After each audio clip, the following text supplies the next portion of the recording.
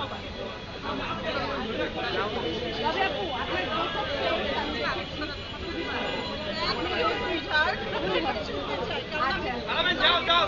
ওকে হ্যাঁ আপনার চার দিনকে দিন অনেক সৌন্দর্যের দিকে যাচ্ছে।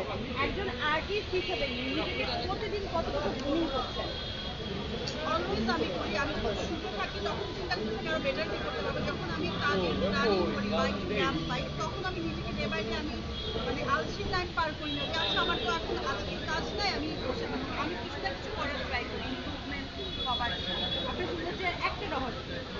সবার ভালোবাসা। আমি খুব ইমোশনাল একটা মানুষ। আমাকে একটু পাম দিলেই আমি পড়ে যাই।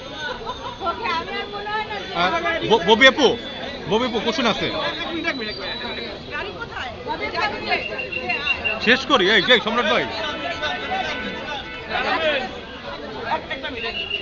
হ্যাঁ আসি আসি আসি আসি তুমি করবা? হ্যাঁ বলো না। এই ববি আপু কবে? যে ধাক্কা ধাক্কি দাঁড়াইতে হতো না।